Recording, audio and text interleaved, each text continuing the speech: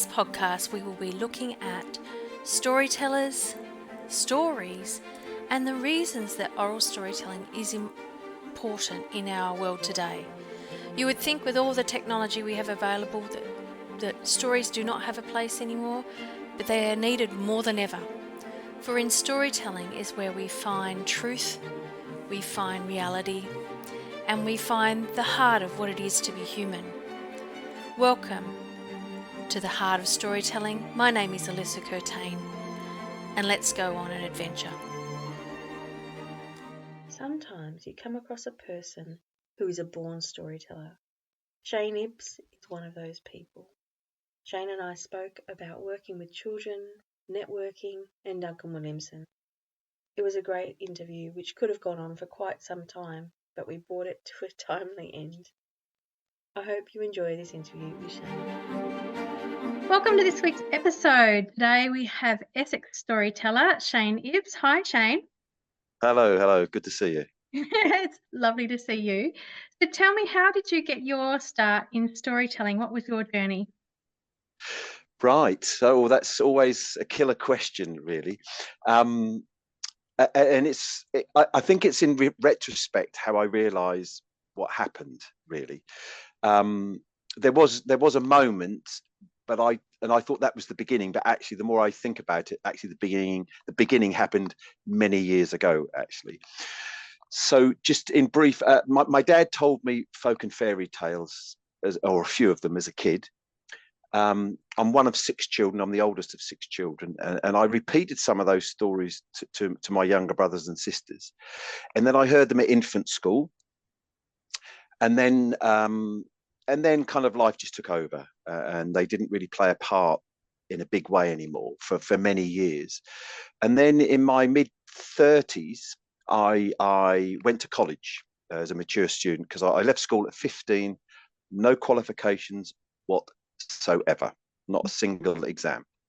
Looking back now, I probably am dyslexic. Well, I am. I say probably. I know I am dyslexic, and I struggled with attention at school and stuff like that.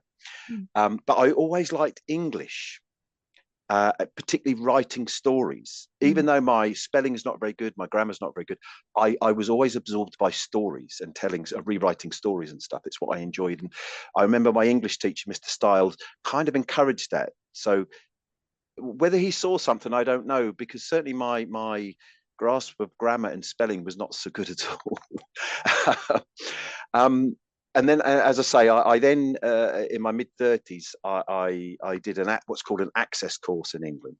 And it enabled anyone who didn't have any really formal qualifications to sit and study, with potentially going on to do a degree or something. So I joined the course, and we covered English literature, history, sociology, and psychology.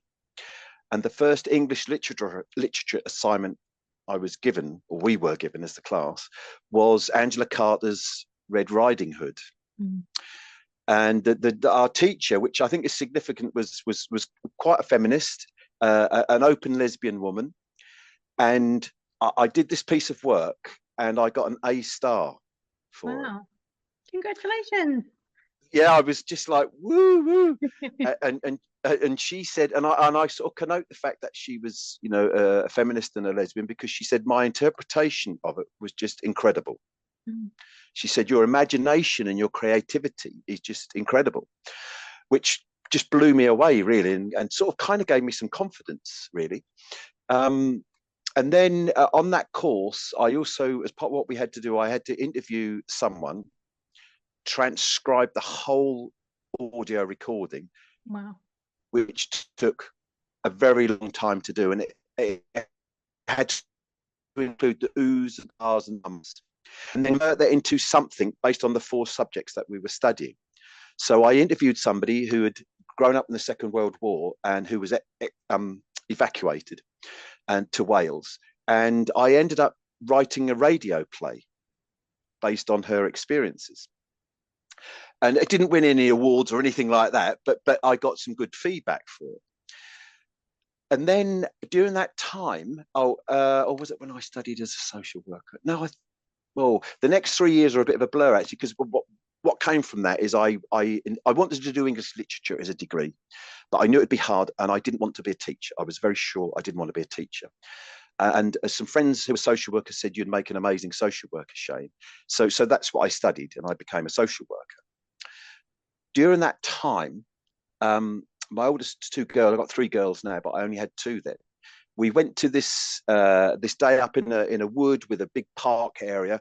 It was sort of like an arts day and stuff. We went around this corner, and there was a person there sitting in this colourful regalia with a top hat, telling folk and fairy tales. And I have to name him really, because he really did influence me. His name was John Rowe, and he's well known in the UK. Has a lot to do with Morocco, the World Storytelling Cafe. So I'll give them a shout out. And I just watched him tell these stories, and me and my two daughters, we were just mesmerised by it. Mm-hmm. And I particularly was. And I thought, I want to do that one day. Well, I was only sort of like 35 then. Mm. And it was many years before I did anything like that. However, as a social worker, I did a lot of direct work with children. I was allowed to do direct work with children, some family work, and I began to use story as a way of working with these children. And I can't remember there's two people who devised the 6-part story, basically, which is kind of covers the story framework anyway. But there's a 6-part story that you do with children, and you just give them the heading for each part. You know, we need a protagonist, we need a person that goes on a journey. So you just give them, and what you do is you get the child to create the dilemma, and then you ask the child, how did this person solve the dilemma? Right. So it's a way of giving a child a problem, and then enabling them to solve the problem. And that's that has a loosely therapeutic value to it. Mm-hmm. So I began to use that with some children. And of course, along the way, I was also listening to stories from people. I then trained as a therapist, systemic therapy. Part of that is narrative therapy, which comes from New Zealand. So Australia or New Zealand, certainly that part of the world, Michael White. And he believes in stories and listening to stories. So I was kind of working with stories in that applied way for several years, actually, for quite a few years. Without really realizing, I knew I was using story, but I didn't realize what it was going to lead to, I guess. And then I've always kind of wanted to express myself in some sort of creative way, and I've tried to find a different way of phrasing this in later life, because I tried hard at doing it in different ways, but often struggled to achieve what I wanted to achieve. I think the perfectionist in me kind of held me back and frustrated me. And I've had a less than typical life journey, which I probably won't go into. Who knows, we might go into some of it. But several people said to me, you ought to write a story, Shane, about your life. And so I got thinking about that, and I thought, yeah, but that would mean sitting down for hours and hours and hours and writing, and I think that I'd find that quite boring. And then I did an ecotherapy day, where in a wood with about 6 other participants, with someone leading it, we engaged with nature in lots of very deep ways. And one of the things that we did is we did a deep meditation by laying on the ground, a deep meditation. And it was an amazing experience. And I'd already been meditating before that, but this was something so different in the outdoors. And it shifted something in my subconscious without me realizing. And this is the favorite bit of this story that I love telling people. So the next day I was on my own at home, and I went on the computer just to fill the day, I guess. And this smiling sun just popped up, and I thought, oh, what's that? And I clicked on it, and it was the International School of Storytelling, which is now called the School of Storytelling, of course, at Emerson College in Sussex. And I thought, oh, what's that? And I looked at it, and it talked about the hut and going to learn stories. And what I saw, which was comedy, really, I didn't know it at the time until I actually went there, but what they showed was the entrance, not the huge hut. And I know where people can't see this, but there's a huge building, wooden building where it happens in, but there's a hut on the front of it, which is the porch. I thought that was where you did it, in the porch. And I thought I could not sit that close to people and tell a story, because as confident as I am, that really tapped into my insecurity. Mm. And I just thought, I can't do that. And I got up and I distracted myself and I went and made a cup of tea. And I'm drinking this cup of tea, talking to myself, and I'm going, you're really scared, aren't you, Shane? Yes, I am. But you really want to do this, don't you? Yes, I do. But you're scared, aren't you? Yes, I'm really scared. And I went back to the computer and looked at it some more, and I got up again and walked away from it. And and I had this conversation with myself. It carried on. It went, you really are scared, aren't you? And it was like, yes, I'm really scared. But look at the things that you've overcome in your life, and the things, what's the worst that could happen compared to some of the events in my life. And I just thought, well, it's incomparable to what I've dealt with in my past, in my life growing up. So I thought, just press the button, Shane, and pay the deposit. So I did.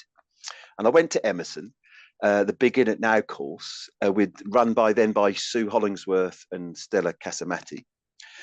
And I had just a ball. I just loved it so much.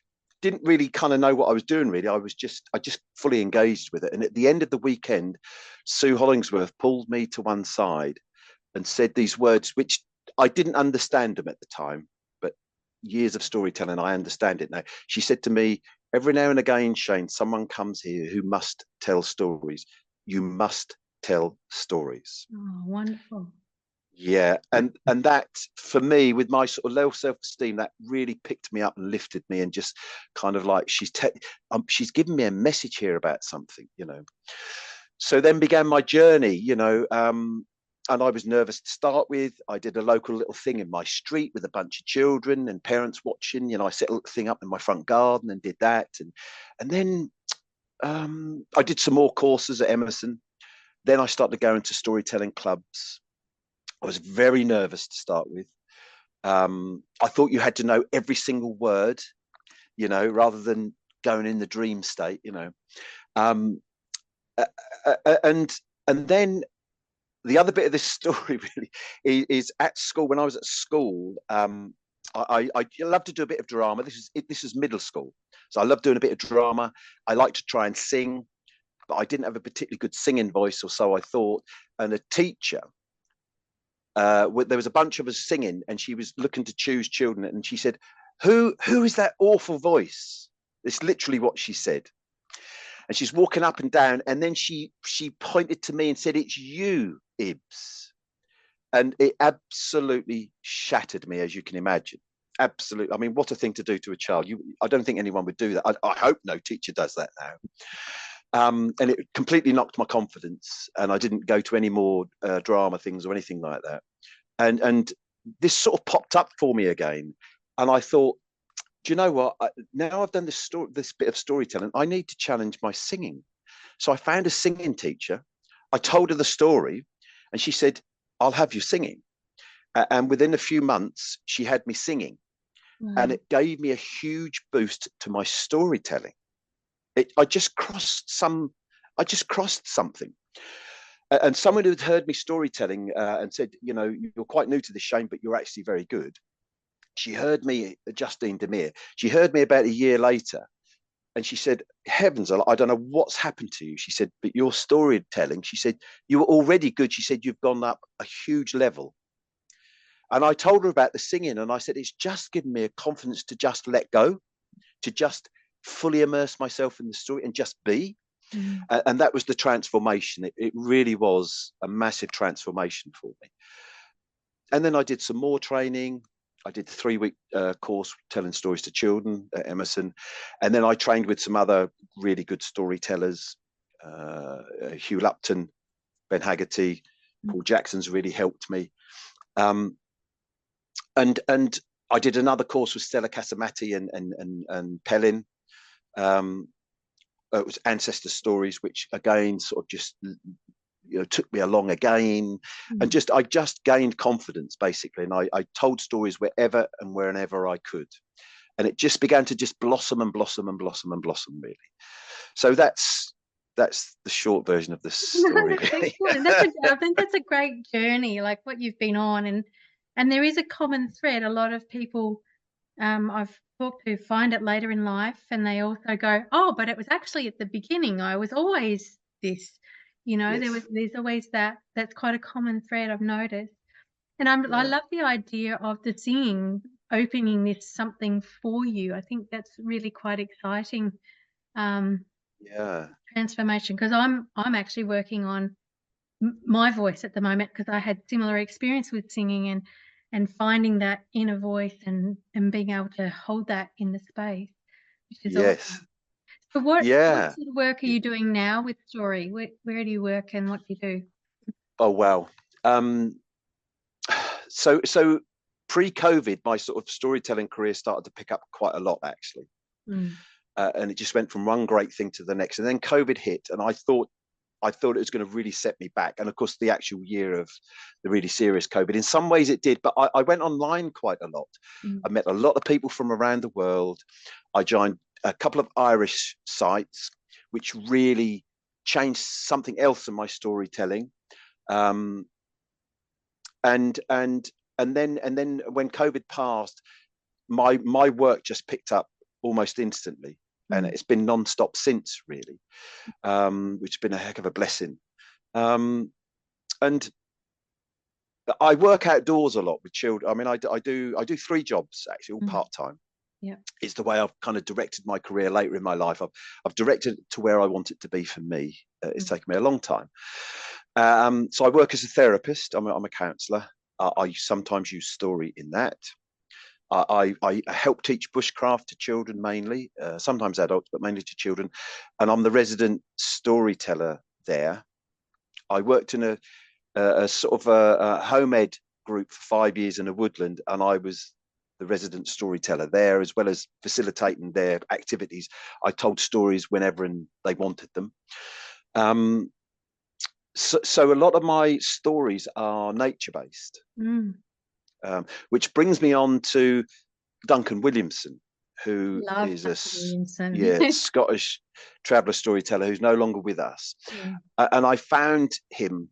I can't remember how I found his book, and then bought some more. And his story, I feel a bit sort of odd down this, but I actually feel like I know him. They really, really spoke to mm, me. And it was as if I knew exactly what he was talking about.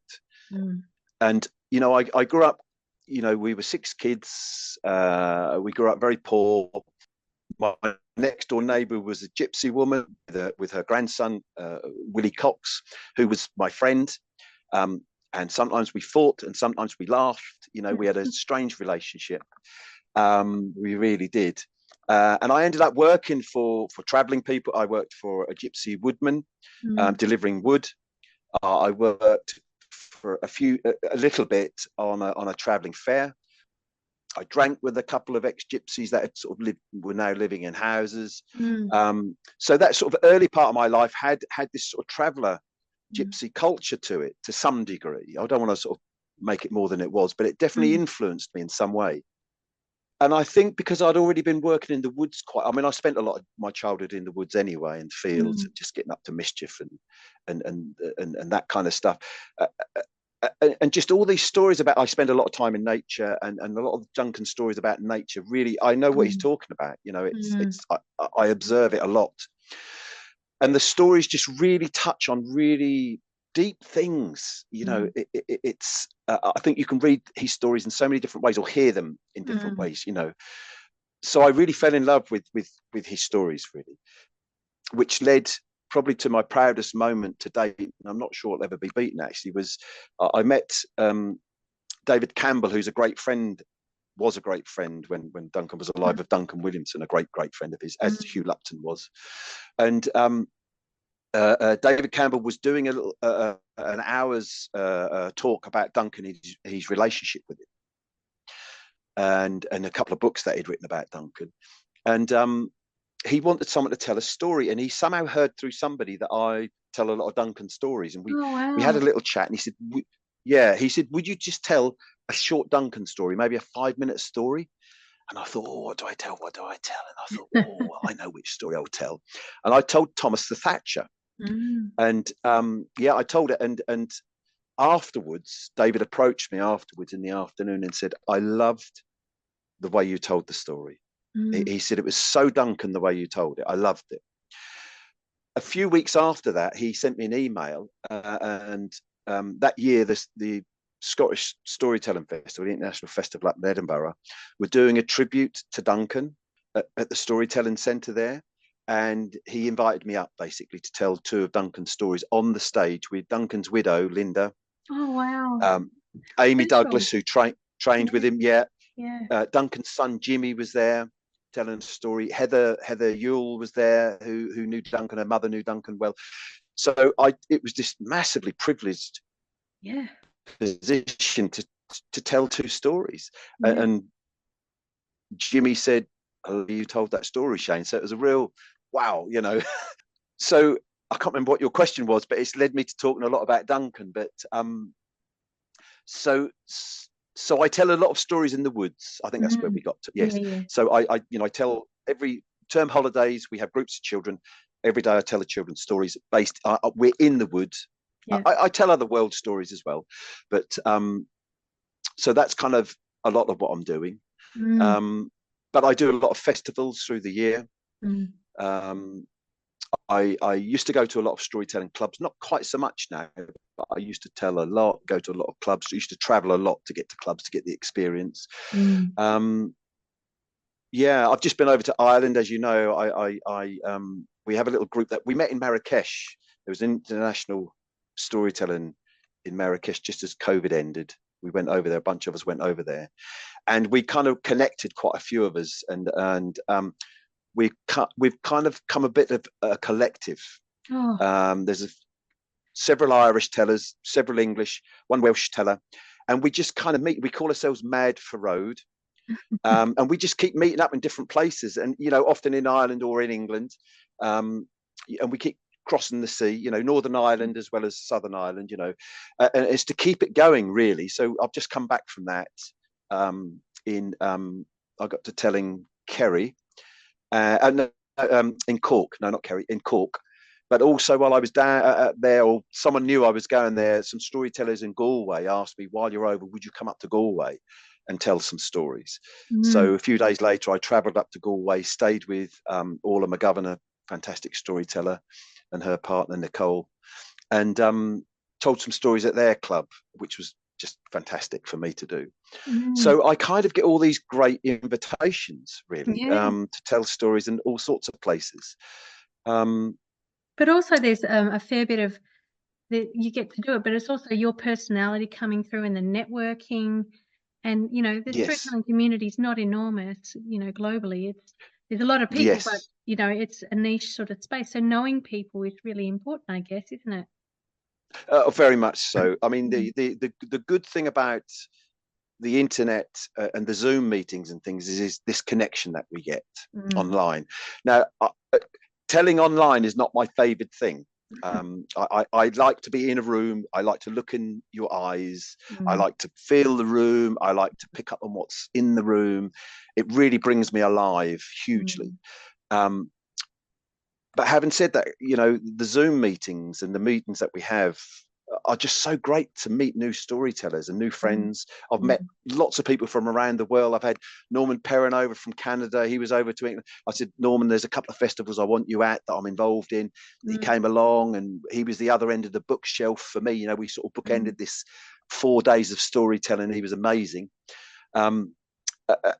And just the connections with lots of people in Ireland and Scotland, but Americans, and in Europe, African storytellers, just all over, really. It's just been phenomenal.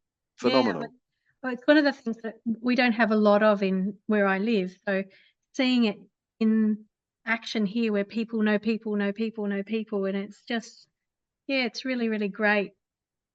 What the culture of storytelling that exists here, I'm really, really. I'd like to be able to take that home and sort of build something like that there. Yeah. So we have that there. Yeah. I mean, it takes a lot of work, and I'm very active. I get involved, and I sort of promote people. When I say promote, I'm talking about Facebook and stuff like that. I'll Mm. share things and Yeah. make comments because I know that picks up traction and stuff. Mm. But I am involved in a couple of festivals that I curate, and I get storytellers there and give them a platform, which I like to do because people have done that for me. Mm. So is this kind of spreading the word and just trying to help each other really, as much as possible. But it's the joy of and meeting up with these people and spending time with them. Mm. It's just been great. We are a niche, odd group of people really who can sit and listen to stories that you would in theory tell to children, and we're giggling and laughing like children because Yeah, absolutely. we allow our child to enjoy the stories, Absolutely. which is part of it. I tell a lot to children, and they say if you can tell to children, hold an audience of children, you can tell stories anywhere. And I would definitely agree with that, because a bunch of children, I've worked with children for a lot of years in different ways, so it's given me that backbone to deal with, to manage, to deal, to entertain, to be a child, to get the fun, to get the laugh, to all that. I had that before I started storytelling anyway, so it really helped me. I feel very comfortable. I've always felt comfortable telling to children. I love the child that tries to trip you up, with a cheeky comment when you ask for things. I love that, because you can then improvise in the moment. You include the child, even if they're trying to trip you up. It's silly, it's ridiculous, it's whatever. You might call it ridiculous. I don't call it ridiculous, actually, because it's just a child, just being a child. But I love using that, in the story, because then it creates laughter. The child feels included. I think that's the magic, because you can't script that. That's the unscripted stuff. So I like the improvised, unscripted stuff when I'm telling to children, for sure. And what I find is that enables you, if you're doing a set, what I've found telling in schools, is if you do that bit, when you actually just want to deliver just a story, that's quite profound, the children will let you, because you've nourished them and played with them, and we've had this. They will then listen to a straight story, as I call it, which goes in really deep, and then sometimes I'll put it out there and say, what do you think? Or a child might ask, what happened to so and so, and because I always give it back and say, what do you think? What do other people think? And suddenly you've got this conversation going as to what people think could have happened, and children will give it their own ending if they want to, if they need to. Being a therapist, I'm very open to all of that, because I know how important that is. So it's a real mixture of what I do. Just that awareness, I think, of letting children. When I tell, what I've learned to do, and I guess this might be helpful to some people. What I've learned to do is I say, when I storytell, there are almost no rules at all. But there's about 2 rules. One is, if you have something to say, please wait until the end of the story. And the other one I sometimes say is, depends where I am, really. Sometimes I work with lots of children that their attention is very, challenging, short. And if I'm outdoors, I'll say, well, if you want to pick up a leaf and rub that, or a little twig and rub that, I don't mind you doing that. You can't bring in a big stick to hit the floor, but if you just want to rub a little something, that's fine. So I kind of give that little bit of permission for the fidgeting, if you like, and they're the only rules I really have, really. So do you find telling in a classroom or in a library and the outdoors, do you find the children are different in those 2 environments? Is it yes. There is a difference. It's a really good question. I think in schools, it depends on the school. It depends how switched on the teachers are. It depends, different schools are different and have different catchments, etc. If the teachers are really relaxed about letting me, not take control is not the right word. It's something like that. I do it in this really. I'll give you a concrete example of something that I told in a school in an area which does have you know, there are children there that are quite challenging. You know, I know the town actually from when I lived in a different part of England. And I went there and I had to do a full assembly to start with. And then I worked with 2 classes through the rest of the day with stories and workshops. And so I did this thing, you know, and it all went really well, etc., etc. And I got talking to one of the teachers, and she said, I do artwork. She said, I make wicker things. She said, I'm going to some of the festivals. Do you do any festivals in the East Anglian area? And I said, yes. And I named several of the festivals that I go to. She said, oh, I'm at that one. She said, come over and have a chat with me. And I said, oh, great. So several months passed, and I was at this particular fair, and I saw her, and I went over her and her husband. They had all this beautiful wicker work out and everything. And we just got chatting, and she said to me, Shane, she said, I just want to say something about when you came and visited. She said, when you started, she said, you had such a gentle way with the children. You was quite quiet, quite gentle. She said, I thought the kids were going to just bulldoze all over you. She said, but I couldn't believe what happened. She said, they just listened to you, even though you were quiet and gentle. She said, I don't know what you did. But she said, but what I know is you have this aura about you that just kind of is projected, you know, and that's, so I don't want to call it control or authority. It's, no, it doesn't work. And several people have said to me that I have this presence when I stand in front of people. And I don't know what it is. I call it character, call it something. I don't know what it is really. I am confident in front of children in particular. I'm a bit more nervous in front of adults actually, but I manage it. But I'm very confident in front of children because I just want to play too, you see. So I don't feel threatened by them. I just think, let's just have fun, kids, you know. Yeah. So, and I think I project all that, you see. And of course I look in their eyes. And if they say something, I will respond to it. So I don't go stop. I don't do all that, you know. I'm kind of I do if you obviously get the odd child that pushes it a bit too, and I might just put my finger to my mouth and just look at them and just you know, many kids will pick up on that. Occasionally you might get 2 kids that won't stop talking.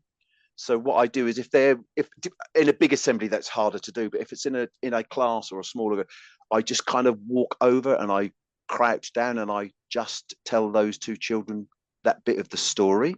And what it does is it brings a huge focus, and they normally just stop what they're doing and they just listen. And then I gradually stand up and gradually step away, and they're normally back in the story with me. Oh, that's great advice. I love that. Yeah, it's really, so if you're really subtle with it, just not threatening, you know, and get down to their height. And just look at them and begin to tell them the story. Or if you know your stories really well, which it was harder to do when I didn't know my stories really well. Now I know my stories really, really well.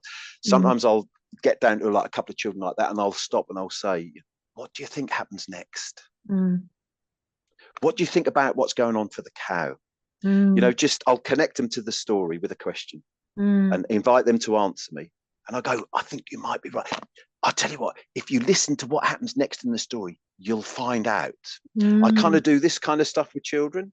So it's about using all that mystery and that, let's find out what happens next. If you listen really hard, you might hear what happens. You know, it's just playing with them, really.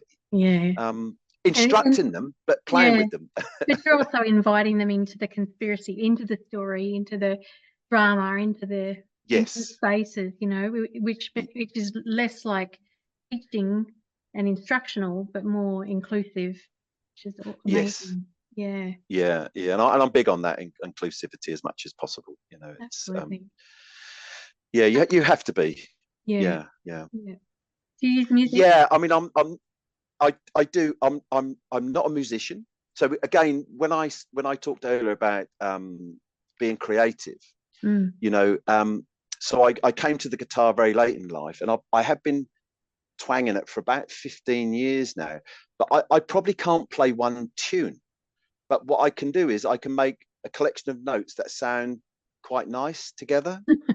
And that's what I do. I don't take it to storytelling gigs very often, but I have a few times, and I just play it in the background before we start, and that begins to settle people. But I also play, I've got a native American flute. I've also got a kalimba that I play, and I can get a little tune going on that, and a few percussion instruments that I play, and a drum, just to create drumming is brilliant for some of my stories. It totally zones people in. Mm. And the kalimba does as well. You know, the finger Mm. piano is a really good way to zone people in. It's a bit quiet, but it still zones people in. And it zones me in too. Mm. I also play the mouth harp. I forgot that. The mouth harp a lot, which Duncan Williamson did. And of course, I say, of course, people wouldn't know that, but my father introduced me to the mouth harp when I was a child. So I had to play around with it. I was never any good at it, really. Excuse me. But I came back to it when I began storytelling. So I do. And kids are amazed with this sound that comes out. And sometimes they can't see what I've got, that I've got anything there. So they're immediately in on you. They're zoomed in on you. They want to know what's happening, you know. So it's another trick, if you like, to get people in. But it helps me zone into the space as well. So I probably sound like I'm this really confident guy, and I kind of am to some extent now. But you know, I was nervous the first time I played the flute. I was nervous the first time I played the kalimba. I was really nervous the first time I played the guitar, because if anyone's in the audience who can really play guitar, they'll know that I'm just kind of plucking a few strings and making a few notes and just making a bit of a sound, you know.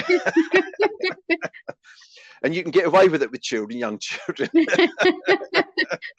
This is true. I have the same anxiety about playing guitar in public. Yeah. I did spend a little bit of time with the guitarist and trying to sort of play it. And he said, I wish, it was incredible because he was a good guitarist. He said, I wish I had your freedom, Shane, where you just don't care what comes out. You're just seeing what happens. So he didn't have that freedom. So it's really interesting, the difference of how people see it, really. And I guess Picasso would say, just play. Yes. You know, with the artist would just say, just with art, just play with the materials, you know, which is kind of what I do, I think. Yeah. Do you have a favourite story? I imagine it's Duncan Williamson, but well, I've got lots of favourite stories, but I know you asked me to tell a story, so it's not a Duncan story, but I'm gonna. No. There's a story that I do like to tell. That okay. So I come from the county of Suffolk in England, which is a very rural county, even to this day. But back in the day, if we go back generations, it was even more rural. And if you lived in the countryside and you wanted work, you had to go to the town. I lived in a town called Bury St. Edmunds. And it was a market town. It still is a market town for livestock, fruit and vegetables, clothing, all manner of things. And if back in the day, years and years and years, you know, ancestors ago, if you needed work, you had to go into the town and stand in the market there, square. And the squire or the lord or the builder would be there looking for labour, you know. And there was a young lad. You had to work young years ago. I was working at 15. Well, back in the day, you were probably working at 12 or 30, you know. And this boy's father had said, don't come back home until you've got a job. And this young lad went there.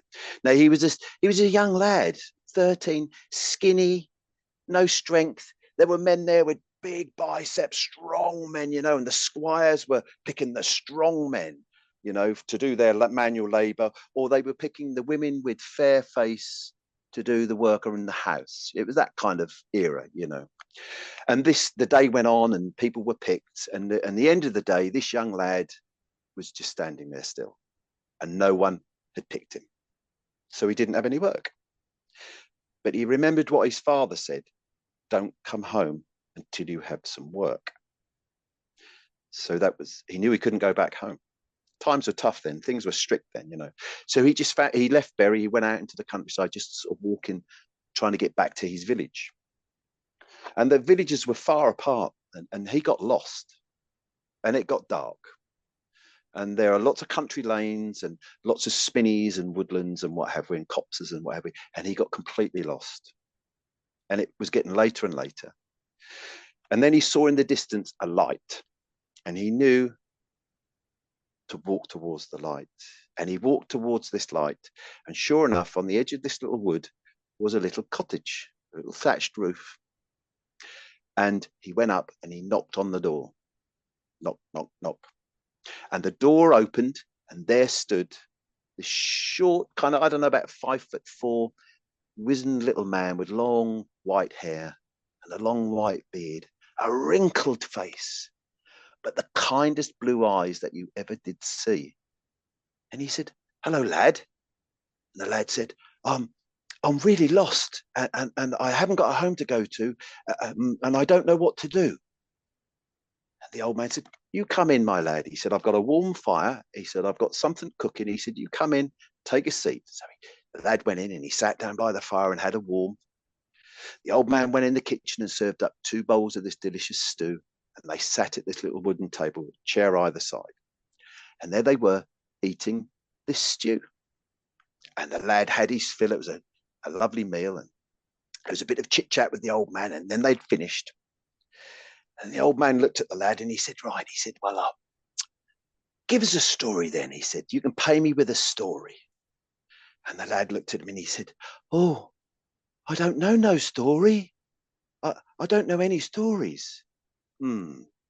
Said the old man. "Okay." The old man reached and he got himself a fiddle off the wall that was hanging on the wall. And the old man just sort of strummed it a little bit and he said, "Sing me a song then, lad." "Oh, I don't know any stories. I don't know any songs either." "Oh," said the old man. Well, I'll play a jig and you just do me a few dance steps." And the lad said, I don't know any dance steps." "Oh," said the old man. Well, give me a poem then." I don't know any poems," said the boy. Said the old man. "Never mind. Well, I'll tell you a story then." The old man told the boy a story. Then he played him a song and sang him a song. He recited some poetry and they had a jolly evening. The old man said, "You can stay the night," he said. He said, "It's late." He said, "You don't want to be out there now at your age." He said, "It's too late." He said, "There's a spare bedroom." He said, "You can stay in there." "Oh, thank you, thank you." The old man showed him, and the lad went into this little room.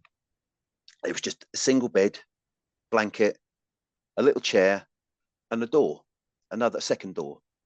And it was the door to what we call the press, which is just like, I don't know, it's about 9 inches deep, and it's where you hung your one suit or your one coat if you had it, because you didn't have 2 suits or 2 coats in those days. If you had a suit, blimey, you were wealthy. But anyway, so the lad was in there, and he just laid on the bed, just sort of thinking and looking around him and thinking, "Oh, this is quite nice." And then he thought, "I wonder what's in the press." So he got up, he was only 13, he was curious. He opened the door, he jumped back, for there hanging was a dead sheep hung on a coat hook.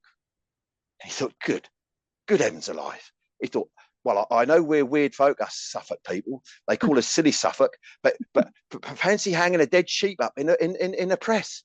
Well, I don't know what to make of it, he thought. And anyway, he closed it. It gave him a bit of a frit to be sure. Well, anyway, he laid back on the bed. He just started sort of thinking and daydreaming and what have we. Well, he was laying there, and the door went. The bedroom door went, and in the darkness he could see 2 men walked in. A couple of right-looking characters they were, and they went across to the press, opened the door, grabbed the sheep. One man at the head, one man at the end. And they carried the sheep out. And the lad looks at this and he thinks, "Oh, they're stealing it. But if I don't do something about it, the old man will think that I've stolen it. And then I'll have to go to prison. Or worse, I might be shipped to Australia. I'll have to follow them." So he followed them out. And he went out and he was kind of hiding behind a bush, hiding behind a tree. And he was following these 2 men as they were going down the track. Just this old lane, this country lane with this sheep. He just kept following them and ducking and hiding. And then the 2 men put the sheep down for a rest. And he had his head round an elm tree, just sort of looking. And one of the men turned around and saw him. "What are you doing, you little bugger?" they said. And they gave chase. Well, this young lad, he was so fit. He ran as fast as he possibly could. And he was running and running and running and running. And the men were getting a bit closer and a bit closer. And he was running and running and running and running. He was so scared, and the men were getting a bit closer. And then he slipped. And he slipped down an embankment straight into a river. And the river was in flow. And it took him along a bit. And he thought, I have to save myself here, because he couldn't swim. Well, he grabbed hold of a load of bulrushes and he held on. And then suddenly he woke up, and there he was, wrapped in his blankets and a sheet, lying on the floor in the bedroom. And he thought, what on earth was that? Well, the next thing he knew was he could smell egg, bacon, sausage being cooked. And then the old man, he could hear, the old man called him. He said, lad, he said, there's some breakfast cooking for you. Come and have some breakfast. So the lad got himself sorted and he went out, and the old man said, sit at the table then, boy. He said, there's a cooked breakfast here. There's a cup of tea. Put down a cup of tea and a cooked breakfast. And they sat in silence, eating this breakfast, drinking this tea. And when he'd finished, the old man just leant across the table and looked the young lad in the eyes, and he said, I bet you got a story now, haven't you, boy? And that's the story of the boy with no story. I love it. I have heard a version of that, but I love it. It's so good. You can do so much with that story. Oh, thank you so much. Thank you. This podcast is called The Heart of Storytelling. So what do you think is at the heart of storytelling? Oh, what a beautiful question. What's at the heart of a story? I think you have to believe the story. I think you have to see the story. I think you have to feel the story in your heart, actually. Yeah. I think it's the only way. If you don't feel that story in your heart, how can you give it to somebody else's heart? I love that. You know, it's how can you? You know, it's So for me, the heart of the story is it has to be in your heart. And why That's what do you I've think, learned. Yeah, amazing. And why do you think we still need the oral tradition in our very heavy technology, AI crazy world? Why do we still need the oral tradition? Well, what I find when I tell is for many of my stories, I go into like what I call like a trance-like state. I am literally in the stories I'm telling you. I'm almost not aware of what's happening. I can't say not completely aware, because I am looking at people and picking up on things, but I go into some sort of trance-like state. And what I've noticed is people also go into a trance-like state as well. And we know through science that if I as a storyteller, if I am seeing the images, parts of my brain light up. And we know there was an experiment done, or more than one, with electrodes, with someone telling a story, and the parts of their brain that lit up, the same parts lit up in the audience's brain. So we know scientifically this happens. But also I know it happens because when I run workshops and things, I ask questions and people tell me what they see. And they want it. They talk about. I did a seminar, a storytelling thing for some head teachers. It was a coaching company. It was an enrichment day, and the coach found me and said, "I want you to come and just tell 2 or 3 stories, Shane." She didn't know me. She didn't know me at all. We went up. We'd met online Zoom once, and I just clicked with her immediately. And she clicked with me, and she just said, "Just do your thing, Shane. Whatever it is you do, just do it." So I told some stories, and the feedback from these head teachers, who you think are like these really serious people, well, they are. I mean, they have a very serious job. The feedback was incredible. The things that they said, what it did for them. But one person who was the photographer there, he was the son of this coach, actually. He said, "I don't know what you did, Shane, but when you told that story, the hairs went up on the back of my neck in a good way." He said, "And I just can't stop thinking about the story." He said, "I can see everything in the story." And to me, that's what it's all about. When you take someone out of their mad world of busy, and you take them in this dreamscape of something that may well have happened once upon a time, you know, and you take them into this story, and part of that story is talking to them about them, and it's talking about someone else, and there's something. It's really hard to put into words what happens, I think. But I think as a storyteller, if you're tuned in, you feel it and see it and sense it. And if you talk to people, they will tell you. You know, I do a workshop with children. I do it with adults, but mainly with children. I just give an example. I might have told some stories, and I'll just say, "I just want to give you an example as an exercise. I want you to imagine," and I slow down. "I want you to imagine you're walking through a wood, and suddenly you come across this magnificent castle." And I just stand there. Nobody can see me because this is an audio, but I'm standing there with my arms open now, looking up. and I just hold the moment for a few seconds, and then I just stop. And then I say, by putting your hands up, would you feedback what you see? So, there's several children want to contribute. So one will put the hand up and they'll say, oh, I saw, a pink castle, say. And another one will say, I saw a knight in shining armor. Another one will say, I walked through the door and I saw the courtyard. And I get all this. Sometimes if they say I saw a knight, I might say, what did he look like? What colour was the horse? So I might get 2 or 3 answers from one child. And then I do that with 6, 7, 8 kids or whatever. And then I feedback and I say, have you noticed? All I said was, there was this magnificent castle and you've all seen something different about this castle. But I didn't say any of that. And it's a lesson about creative writing, creative thinking, really. If you go into the dream of the story and you meditate and just imagine yourself in that place, close your eyes. I mean, this is my mentor taught me this, Paul Jackson. Close your eyes and just envisage this place and just see what you can see. And suddenly you start seeing things that you didn't even know is there. I call it seeing the unseen. When I do a workshop, I call it seeing the unseen. That's how I run it. And it takes you so much deeper into a story. And even if you don't tell all those things that you've seen, they're there when you tell the story. And something of that, I don't know how it happens. It's like magic, really. Something of that gets translated. I don't over describe in my stories. I'm quite a tight storyteller in that sense, but I leave lots of breathing space for people. And that's something I've learned to do over the years is, unlike today, I'm rabbiting away like nobody's business. But when I tell a story, I've learned to slow right down and leave breathing space in the story at several moments. And don't be afraid to leave a second or 2, and it's okay to do that. Amazing. Yeah.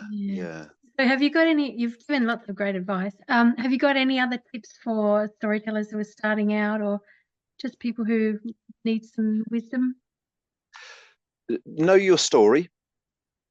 Sometimes some people advise read several different versions of the story. I'm not sure I'd give that advice to someone new to storytelling, because I think it can throw your head all over the place as to, oh no, did Jack do that or that or that? And he might have done all 3, but in the different versions of that's one story. So I think it can confuse you. Do it when you're more experienced, I would say. So the things that I used to do is I used to video myself on my camera to see what I was doing with my body, to see where I was making mistakes. I don't do that anymore, but I audio often with stories so I can pick up the wrong phrasing, the wrong words, where I'm hesitating. Sometimes I rewrite the story just in my hand, how I think the story goes. I always do the bones, and sometimes I elaborate on the bones. Sometimes I might go, oh, I tell them Maker of Dreams and they live in a cave, and I think, oh, what is it like in the cave? So I sit down, a bit like I was saying a few minutes ago, I sit down, I close my eyes and I go into the cave and I look around and I see what's in there. And now I include 1 or 2 bits that I haven't heard anybody include before. I tell to my partner on a regular basis, she's got a good discerning ear. I would say go online, actually. I wouldn't have known this pre-COVID, but I would say go to some of these storytelling clubs. Find the right one for you, though.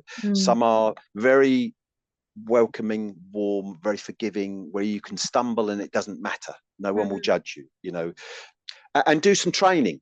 I mean, definitely do some training, because I'd be nowhere without some of the training, I think, There's some great advice there. So we're just coming up to the end of the interview now. So where can people find you if they want to find out more about your work and what you do? So I have a website called, what is it called? My email and my website are so similar, but they're slightly different. It's a bit like if you read more than 3 versions of a story, you'll get confused. It's www.shane@storytellershane.co.uk. Okay, I'll put it in there. But if you put my name up, Shane Ibbs, you will find me anyway. Okay. Thank you so much for joining me today. Thanks for the invitation. Well, that's our episode for today. I hope you've enjoyed learning about storytelling and folktale, fairytale, myth, legend, or personal tales, wonder tales, all sorts of stories. and the art of storytelling, and why we really need to continue using it today. You can find more information about me at alyssacurtain.com or at Alyssa Curtain Stories on Facebook, Instagram, YouTube and TikTok. I hope that you can find your heart in storytelling.